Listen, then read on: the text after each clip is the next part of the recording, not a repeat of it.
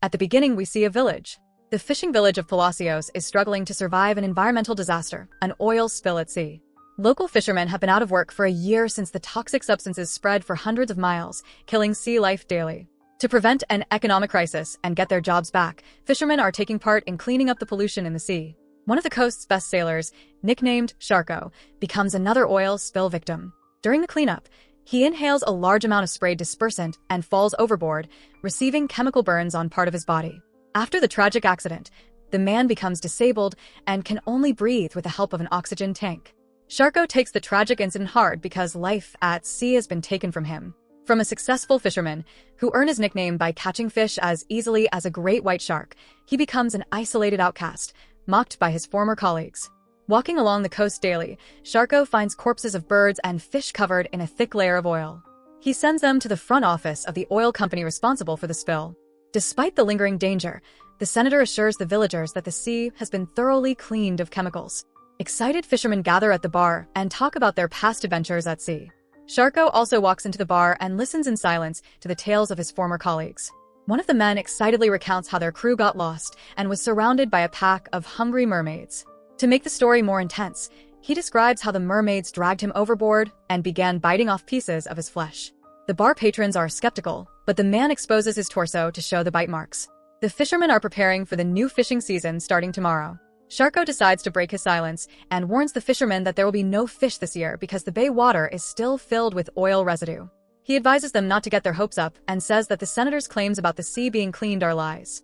The fishermen don't take Sharko seriously, thinking he is just bitter. After the bar, Sharko sits in his car, lost in sadness. His former shipmate, Breezy, knocks on his door and asks to borrow his boat. Sharko refuses, as he has not trusted Breezy since he betrayed him in the past. The next day, the fishermen go out to sea, while Sharko sits at home, listening to their conversations on the radio transmitter. Despite his warnings, the fishermen happily anticipate a great catch. Feeling angry and helpless, Sharko freaks out and turns off the receiver. He goes to the Gulf shore again, where he finds a dead fish washed ashore. Taking it as proof, he is about to leave when he notices a massive fin sticking out from behind some rocks. Sharko decides to investigate further and comes closer to the rocks. To his shock, he discovers a real mermaid and retreats in horror. After recovering from the shock, he pokes the mermaid with a stick to check if she is alive. Overwhelmed with happiness, Sharko gets no reaction and decides to take the creature home with him. At home, Sharko fills the bottom of his bathtub with ice and places the mermaid's lifeless body there. Meanwhile, the fishermen on the radio encounter only deformed fish in the ocean and begin to realize that Sharko was right. However, Sharko no longer cares about their recognition because he has caught the biggest catch of his life. He looks at his reflection in the mirror, removes his oxygen tank, and covers the mangled part of his face with his palm. For the first time since his accident, he feels confident and full of energy. In joyous euphoria, Sharko takes the radio under his arm and dances to a song about the fisherman's daughter. Suddenly, his merriment is interrupted by a phone call. A lawyer invites him to join a class action lawsuit against the oil company responsible for his suffering. Sharko hangs up on the lawyer, uninterested. After the call, he sinks back into a depressed state, spending the rest of the day drinking and watching television.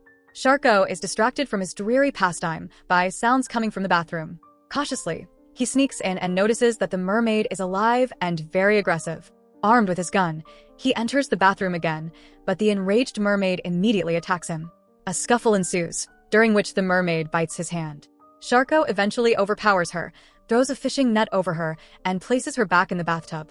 Pointing his gun at the mermaid, Sharko meets her gaze. Her intoxicating stare overwhelms his mind, and he obediently puts the gun down. The next day, Sharko goes to the supermarket to buy food for his unexpected guest. Upon returning, he cleans the oil from the mermaid's gills to help her breathe. He also cuts the netting around her mouth and offers her food. The mermaid nods at the steak and devours it from Sharko's hand. Sharko spends the rest of his day sipping beer and watching television. This evening, he decides to share his leisure time with the mermaid and brings the television into the bathroom. Sitting next to the tub, the man tells his guest the plot of the TV series he is watching. He confesses that his immigrant father learned English from the show. During the fisherman's revelations, the mermaid tries to reach out to grab the man stealthily, but he remains vigilant. After a while, Sharko falls asleep right in the bathtub.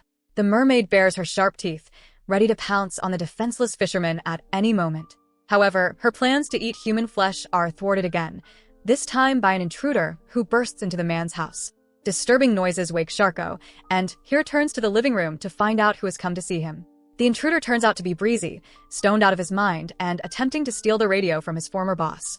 Sharko yells at the burglar, telling him to get out of the house before he calls the police. An altercation breaks out between them, and due to Sharko's health, his opponent has a clear advantage in strength. The heated situation is interrupted by the mermaid, who bangs her tail against the side of the tub. Breezy makes his way to the bathroom, where he discovers the mythical girl. Stunned, he calms down and tells Sharko that he could sell the catch for a great deal of money. But Sharko is adamant and plans to release the mermaid back into the ocean after the water is clear of oil. The former shipmate argues that mermaids cannot be kept in a bathtub. So, Sharko builds a makeshift aquarium inside the house using whatever materials he can find. He suggests that Breezy give up drugs and stay at his house to help with the mermaid. Breezy, however, doesn't listen and continues to fool around, proud of having seen a mermaid. Sensing trouble, Sharko warns him not to tell anyone about the find, or the mermaid will be hunted down. He proposes they work together as a team and keep the catch a secret. Breezy stays sour, reminding Sharko of how he constantly reprimanded him in the past. Sharko responds by saying he acted that way because he saw Breezy's potential and wanted to see him achieve it. After hearing this, Breezy calms down and smiles, glad that someone believes in him. Left alone, Sharko releases the mermaid into the aquarium and watches her, mesmerized. Later, he plays Frank Sinatra on the record player and prepares a romantic dinner for two. He throws a piece of steak into the aquarium and quotes a scene from a show where two main characters are on a date. Sharko opens up about his childhood to her, revealing that he and his father, as immigrants, were not well received in their new country. The Ku Klux Klan even came to their home, threatening his family and forbidding them from fishing in the ocean. He admits he took his fall overboard very hard, feeling it had undone all of his father's efforts to secure a decent life for them. The mermaid stares at Sharko again, hypnotizing him with her gaze. They are interrupted by a knock at the door. Cautiously, Sharko opens the door and sees a stranger whose face is hidden in the shadows. In a playful voice, the visitor asks if he recognizes her and steps into the light. An impossibly beautiful girl appears before his eyes. She thanks him for saving her life and willingly goes inside the house. Stunned, Sharko cannot take his eyes off the beautiful stranger. Meanwhile, the mermaid sits gracefully in an armchair and reminds Sharko that he hasn't finished telling her the story of his past. Realizing that the mermaid has transformed into a human, he checks the aquarium and finds it empty. The girl confirms that she is the mermaid and thanks him for his care. She speaks about how oil companies and corrupt politicians disregard the damage they cause, explaining the fear she felt seeing all that oil. Repeating thoughts Sharko has daily, she draws a parallel between her suffering and his. The girl seduces Sharko, telling him he is the only good man among them all. She moves close to him, removes his oxygen machine, and places her palm on his mutilated face, healing his scars. The girl smiles and kisses Sharko, who, mesmerized, gives in entirely to her seduction. They spend the evening together, as if in a romantic movie. The mermaid plays a Sinatra record, and they dance before making love. Later, she listens with rapt attention as Sharko recounts stories from his childhood. The mermaid shares the horrors experienced by living creatures because of the oil spill. Sharko admits he wished every day he had died in the ocean until he met her. Embarrassed, the girl admits she liked his favorite TV show, and their perfect night is interrupted by the headlights of a car arriving at the house. Sharko steps outside in his aged appearance to see several fishermen gathered on his property. They tell him he was right. The entire catch is oil-soaked for miles. The fishermen ask if he is hiding a mermaid.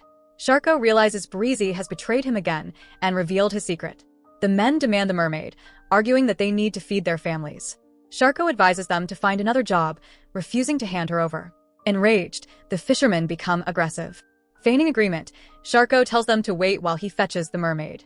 Instead, he grabs a loaded gun and points it at the intruders. They try to calm him down, but he fires a warning shot near Breezy's feet, declaring he is the king of the ocean and no one will take his mermaid. Frightened by his behavior, the fishermen retreat. Sharko returns to the mermaid floating in the aquarium, telling her no one will separate them. Placing his palm on the aquarium, he suggests they walk to the ocean. Overcome with euphoria, he removes his oxygen machine and sets a stepladder against the aquarium. He imagines a clear ocean, seagulls, and himself running toward the water with the mermaid. In reality, he reaches out to pull her from the aquarium. Instead, the magical creature drags Sharko into the water. As they swim toward each other, the mermaid bites into the fisherman's neck, ending her hunt for human flesh successfully. So that's it. Hope you enjoy the story. Subscribe and press the bell icon for more videos.